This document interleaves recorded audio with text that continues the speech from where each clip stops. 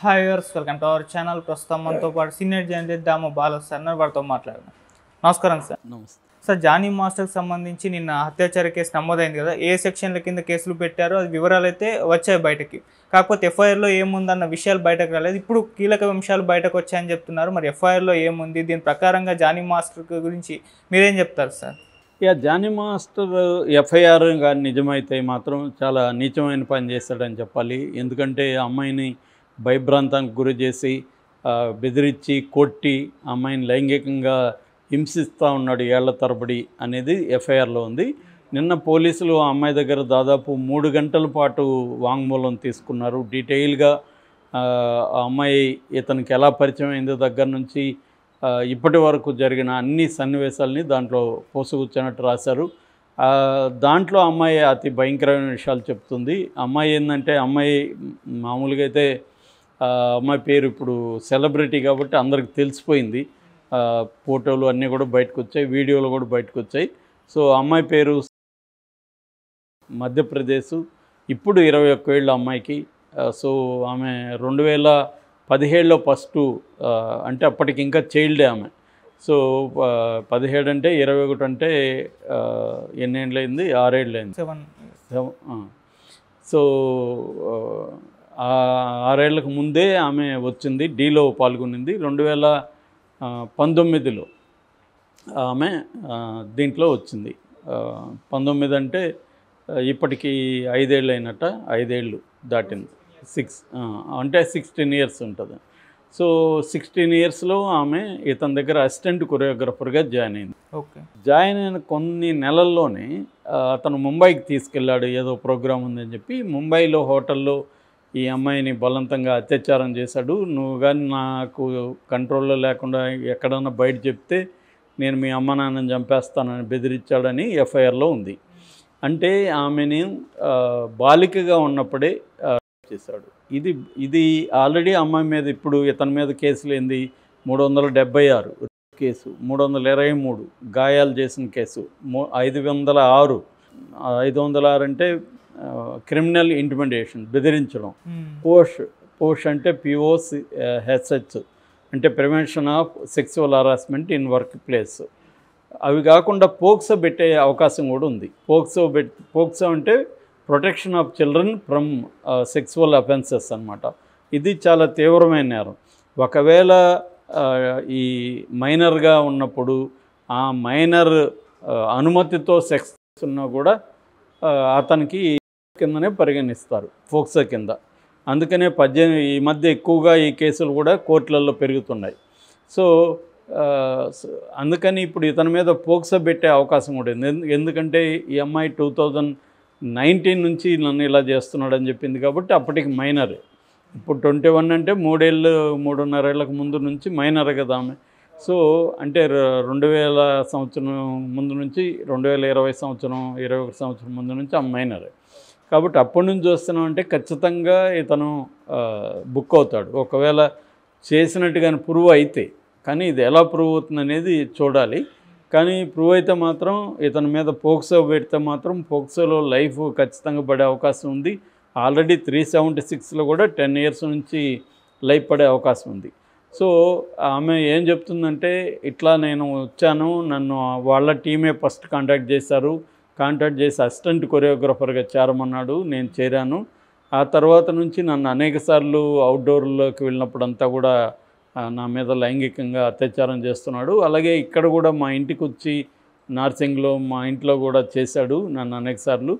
So అప్పటి నుంచి తను నన్ను వర్క్ ప్లేస్లో అరెస్ట్ చేస్తున్నాడు. చాలాసార్లు వ్యాన్లోకి తీసుకుపోయి జిప్పు విప్పుతాడు, నన్ను రకరకాల పనులు చేయమంటాడు, లేకపోతే కొడతాడు. దాంతోపాటు వాళ్ళ భార్యకి ఏం చెప్పాడో తెలీదు, ఆమె ఆయేషా ఆమె పేరు, ఆమె కూడా వచ్చి నన్ను కొట్టేది. అతన్ని నా మతం మార్చుకొని అతన్ని పెళ్లి చేసుకోమని కూడా ప్రెజర్ చేశారు ఇద్దరు భార్యాభర్తలు. సో నేను దానికి ఒప్పుకోలేకపోతే కొడతా ఉన్నారు. ఇది హింస పెరిగిపోతుంది కాబట్టి నేను ఇప్పుడు తట్టుకోలేక కేసు పెట్టాను అనేది ఆ అమ్మాయి వాంగ్మూలం ఇచ్చినట్టుగా ఎఫ్ఐఆర్లో ఉంది. అంటే ఇతను అతి దారుణంగా ప్రవర్తించాడు అన్న విషయాలు ఎఫ్ఐఆర్లో ఉంది. కాకపోతే ఇక్కడ రెండో యాంగిల్ నుంచి చూసినప్పుడు మనకి ఈ అమ్మాయి హీరోయిన్గా, ఇతను హీరోగా, జానీ మాస్టర్ హీరోగా, ఈ సృష్టి వర్మ హీరోయిన్గా 2022 ఆగస్టు 22లో ఒక సినిమా స్టార్ట్ అయింది. ఆ సినిమా వీడియో విజువల్స్ అంతా కూడా మనకి యూట్యూబ్లో ఉన్నాయి. ఆ సినిమా పేరు యథా రాజా తదా ప్రజ. ఇంకొక హీరో కూడా ఉన్నాడు, సినిమా బండిలో నటించిన వికాస్ కూడా ఇంకొక సెకండ్ హీరో అనమాట. దీనికి శ్రీనివాస్ నిట్టల నిర్మాత అండ్ డైరెక్టరు. పొలిటికల్ డ్రామాగా దీన్ని చేశారనేది అనౌన్స్ చేశారు. దీనికి మన సినిమా ఇండస్ట్రీలో కొంతమంది వచ్చి శర్వానంద్ క్లాప్ కొట్టాడు. తర్వాత ఆయుష్ శర్మ అని మన సల్మాన్ ఖాన్ వాళ్ళ బంధువు, ఆ అమ్మాయి కూడా పాల్గొనింది. ఇలాగా అది బాగానే జరిగింది ప్రోగ్రాం. అయితే ఆ తర్వాత ఆ జరిగిన ప్రోగ్రాంలో కూడా సరదాగా ఇతను ఒక ఛానల్ కోసం ఆ అమ్మాయిని ఇంటర్వ్యూ చేస్తున్నాడు. ఏమండి అని అడుగుతున్నాడు. ఆ అమ్మాయి ఏమో చాలా ఆనందంగాను, హోయిలో పోతారంటారు కదా హీరోయిన్లు, వగలుపోవడం, అలాగా సరదాగా క్యూట్గా ఉంది వాళ్ళిద్దరు ఇంటర్వ్యూ. ఇతనేమో మీరు ఇప్పుడు హీరోయిన్ అయిపోయారు కదా, మీకు హీరోయిన్గా ఉండడం ఇష్టమా లేకపోతే అసిస్టెంట్ కొరియోగ్రాఫర్గా ఉండడం ఇష్టం అనేది ఒక ప్రశ్న అడిగాడు. ఇక మీదట హీరోయిన్గానే కంటిన్యూ అవుతారా లేకపోతే కొరియోగ్రాఫర్గా ట్రై చేస్తారా అంటే, అమ్మాయి రెండు చేస్తాను, నాకు కొరియోగ్రఫీ ఇష్టము, నేను అసిస్టెంట్ కొరియోగ్రాఫర్గా జానీ మాస్టర్ నుంచి అలా నేర్చుకున్నాను అని, థ్యాంక్ యూ మాస్టర్ రీజన్ కూడా అంటుంది. అంటే వాళ్ళిద్దరూ 2020 వరకు హ్యాపీగానే ఇద్దరు ఉన్నారా అనేది అనిపిస్తుంది ఆ వీడియో చూస్తే. లేదు లోపల బాధల్లో ఉండే అమ్మాయి నటిస్తా కూడా ఉండొచ్చు, ఎందుకంటే హీరోయిన్ చేశాడు కాబట్టి. సో ఏదేమైనా వాళ్ళిద్దరి మధ్య అయితే అఫైర్ అయితే ఉండొచ్చు. ఇది ఇతను ఫోర్స్ఫుల్గా చేశాడా, ప్రలోభ పెట్టాడా ఏదని తెలియదు, కానీ అప్పటి వరకు అయితే అఫైర్ ఉండే అవకాశం అయితే ఉంది. దాని తర్వాత మరి ఏం జరిగింది తెలియదు. 2002 ఆగస్టు తర్వాత వీళ్ళ విజువల్స్ ఏవి మన దగ్గర లేవు, అంటే పబ్లిక్ డొమైన్లో లేవు. అంతవరకు అయితే పబ్లిక్ డొమైన్లో ఉంది. ఆ అమ్మాయి కూడా హ్యాపీగానే ఫీల్ అవుతుంది. సో మేబీ ఒక్కొక్కసారి ఏం జరుగుతాయంటే ఫోర్స్ చేసి ఉండొచ్చు, ఇతను ప్రలోభ పెట్టి కూడా ఉండొచ్చు. ఎందుకంటే ఆ అమ్మాయి గోల్ ఏంటి, కొరియోగ్రఫర్ కావాలనేది ఫస్ట్ గోల్ అమ్మాయికి. సో ఇతని దగ్గర ఉంటే కొరియోగ్రఫర్ మనం త్వరగా అవుతాము, ఇతను కోరికలు తీరిస్తే మనం త్వరగా అవుతాము అనేది కూడా అమ్మాయికి కూడా అనిపించి ఉండొచ్చు. ఇతను కూడా ఆఫర్ అలాగే ఇచ్చి ఉండొచ్చు. ఎందుకంటే చాలాసార్లు సినిమా ఇండస్ట్రీలు ఇలాగే ఉంటాయి ఆఫర్లు అనేవి అమ్మాయిలకి. అమ్మాయిలు కొంతమంది స్పీడ్గా ఎదగడానికి వెనక ఇవి ఉంటాయి. చాలామంది హీరోయిన్లు వాలంటీర్లు కూడా ఫోన్లు చేసి ఆఫర్లు ఇచ్చిన సందర్భాలు కూడా చూశాను నేను ప్రత్యక్షంగా కూడా. ఇలాగ మీరు వేషం ఇస్తే మీకు అన్ని ఫ్రీ అని చెప్పిన పెద్ద హీరోయిన్లు కూడా ఉన్నారు. సో వాళ్ళు ఏంటంటే సినిమా ఇండస్ట్రీలో ఏది మన గోల్ రీచ్ అవ్వాలంటే ఏమైనా చేద్దామని డిసైడ్ అయ్యి వచ్చేవాళ్ళు ఉంటారు కొంతమంది. సో అది ఇక్కడే కాదు, వరల్డ్ వైడ్గా అన్ని చోట్ల ఇదే జరుగుతుంది స్త్రీలకు సంబంధించి. ఓకే. సో లేకపోతే నీకే ఎందుకు ఇవ్వాలి, కాంపిటీషన్లో 50 మంది ఉంటారు, నీకెందుకు ఇవ్వాలి అనేది తన దగ్గర ఉంటుంది. నీకు టాలెంట్ ఉంటే వేరే దగ్గర ట్రై చేసుకోండి, నా దగ్గర వద్దు. నాకు టాలెంట్ ఉండేవాళ్ళు 50 మంది ఉన్నారు, నేను నీకే ఎందుకు ఇవ్వాలి అనేది ఇతని లాజిక్ అనమాట. సో దానికి ఇతను అడిగినప్పుడు ఆమె ఒప్పుకుంటే వాళ్ళిద్దరి మధ్య నిజానికి కాన్సెంటింగ్ అడల్ట్స్ కిందకు వచ్చేస్తారు వాళ్ళు, కాబట్టి ఇబ్బంది ఉండదు. ఇక్కడ ఎక్కడ ఇబ్బంది వస్తుందంటే మేబీ ఈమెని హీరోయిన్ చేస్తాను, కొరియోగ్రఫర్ని చేస్తానని తను చెప్పుండొచ్చు. దాంతో ఆమె ఇతనికి ఒప్పుకొని ఉండొచ్చు. దాని తర్వాత హీరోయిన్ చేశాడు.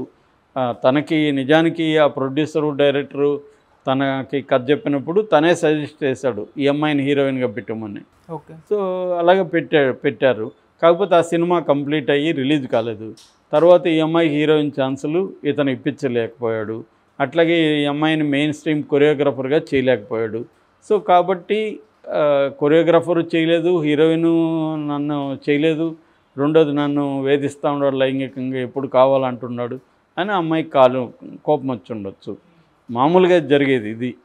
ఎందుకంటే ఇక్కడ మనం ఈ కేసును పరిశీలించి ఆమె విజువల్స్ అన్నీ చూస్తుంటే వాళ్ళిద్దరూ 2020 వరకు అయితే హ్యాపీగానే ఉన్నట్టుంది. ఒకవేళ ఒక్కొక్కసారి ఏంటంటే లోపల బాధలు పడుతూ కూడా పైకి నటించే వాళ్ళు ఉండొచ్చు, అలాగా కూడా ఉండొచ్చు. ఏదేమైనా ఇంతకాలం ఈమె 2019 నుంచి 24 వరకు దాదాపు 7 ఇయర్స్ ట్రావెల్ అయిందంటే ఓవరాల్గా.